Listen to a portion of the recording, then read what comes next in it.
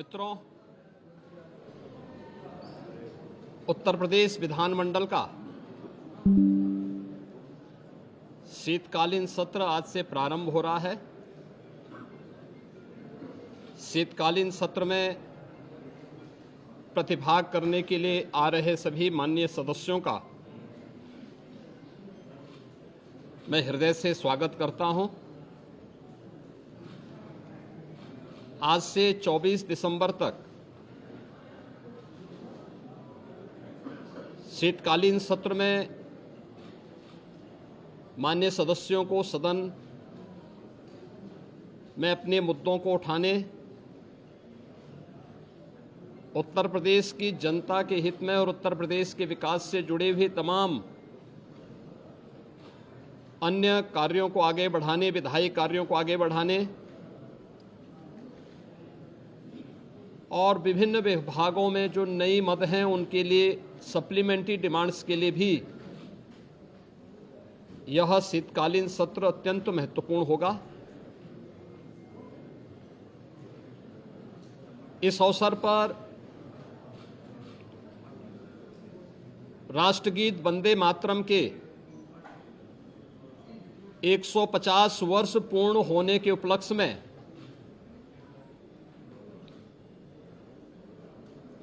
एक महत्वपूर्ण चर्चा और वंदे मातरम गीत के रचयिता के प्रति कृतज्ञता ज्ञापित करने का भी एक अवसर उत्तर प्रदेश विधानमंडल के सामने होगा, क्योंकि उत्तर प्रदेश की स्थापना का दिवस और राष्ट्रगीत के रूप में वंदे मातरम को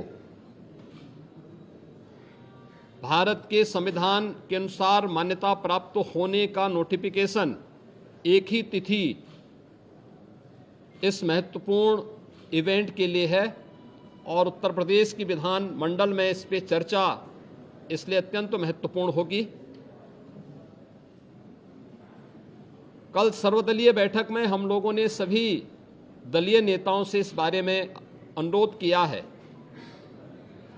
कि सरकार प्रत्येक मुद्दे पर चर्चा कराने के लिए तैयार है। सरकार विकास से जुड़े हुए मुद्दों पर एक सकारात्मक रुख है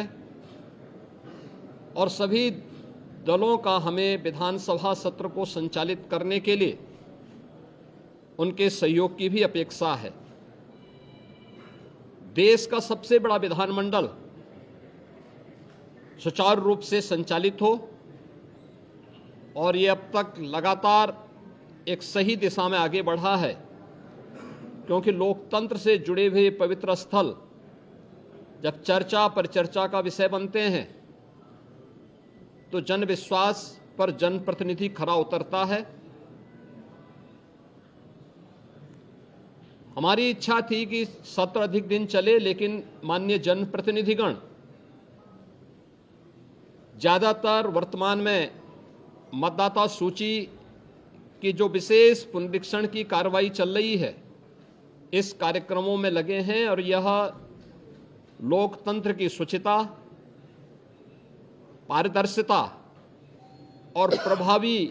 होने के लिए अत्यंत महत्वपूर्ण भी है। तो विभिन्न जनप्रतिनिधियों ने इस संबंध में अनुरोध भी किया था कि आवश्यक विधायी कार्य और सप्लीमेंट्री डिमांड्स के साथ ही कुछ महत्वपूर्ण अन्य कार्यों को लेने के बाद वंदे मातरम पर चर्चा परिचर्चा के उपरांत अगर इसे हमें आगे के कार्य के लिए SIR की इस कार्रवाई को जो भारत निर्वाचन आयोग के मार्गदर्शन में चल रही है इसके लिए समय मिल जाता, तो इसलिए इसे आज से 24 दिसंबर तक विधानमंडल की इस कार्रवाई का हमने सत्र रखा है और मुझे पूरा विश्वास है कि यह सत्र उत्तर प्रदेश विधानमंडल के साथ ही उत्तर प्रदेश के विकास के लिए एक महत्वपूर्ण सत्र साबित होगा। मुख्यमंत्री लगातार सरकार पर आरोप लगा रही है, हर प्लेटफॉर्म पर आरोप लगा रही है, सरकार की तरफ से क्या कार्रवाई? देखिए,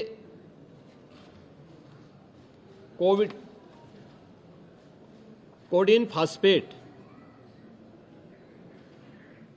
यह एनडीपीएस के अंतर्गत आने वाला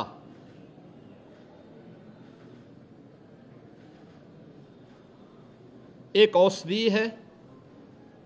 जिसका निर्माण कोडिन युक्त कफ सिरप यानी गंभीर खांसी के लिए कफ सिरप बनाने के लिए उपयोग होता है, लेकिन सेंट्रल नारकोटिक्स ब्यूरो के द्वारा इसे केवल उन्हीं औषधियों के निर्माण के लिए आवंटित किया जाता है। इसके लिए उसका कोटा, उसका आवंटन, ये सभी सेंट्रल नारकोटिक्स ब्यूरो के द्वारा तय होते हैं। इस मामले इसकी यह कफ सिरप तमाम जगहों पर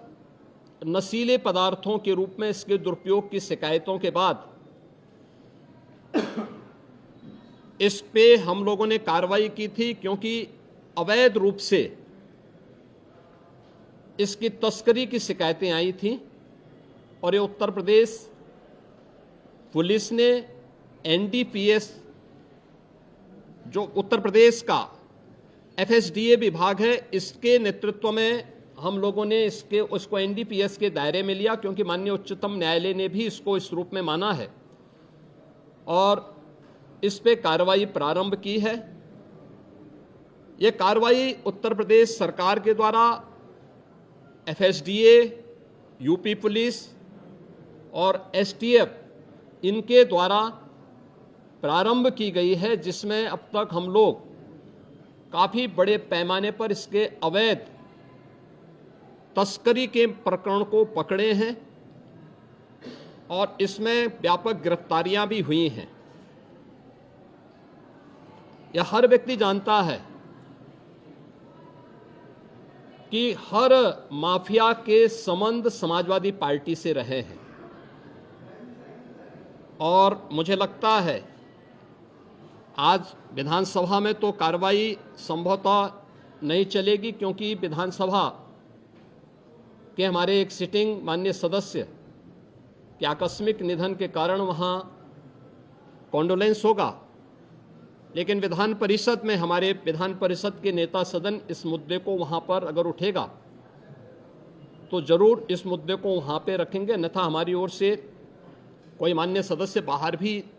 अगर सदन में उठेगा ठीक है, बाहर उठेगा तो बाहर भी उसका जवाब देगा। लेकिन प्रारंभिक जांच में सामने आया है कि उससे जुड़े हुए जिन अभियुक्तों को एसटीएफ या यूपी पुलिस की कार्रवाई में पकड़ा गया है, उनके कुछ संबंध समाजवादी पार्टी से सामने आए हैं और समाजवादी पार्टी जो अपने कार्य के अनुरूप जिसका जो बदनाम हो चुकी है और पहले से कुख्यात है, इस पूरे मामले में भी उसकी संलिप्तता आएगी। चूंकि एसआईटी एक राज्य स्तर की एसआईटी इस पूरे मामले की निगरानी कर रही है,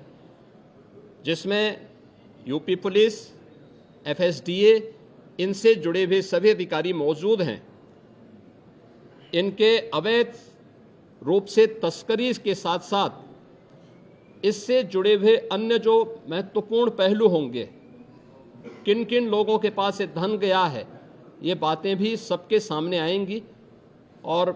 इस बारे में पूरी रिपोर्ट आने के बाद ही इसके बारे में कुछ कहा जा सकता है। लेकिन ये जरूर मैं कह सकता हूँ कि जो सपा प्रमुख के द्वारा कहा जा रहा है, ये वही स्थिति है कि यही कसूर मैं बार बार करता रहा, धूल चेहरे पर थी और आईना साफ करता रहा। यानी फोटो इनकी है उन माफियाओं के साथ, तो स्वाभाविक रूप से अवैध लेन देन में भी संलिप्तता कहीं ना कहीं सामने आएगी। जांच आने दीजिए, दूध का दूध और पानी का पानी सबके सामने आएगा। धन्यवाद जी।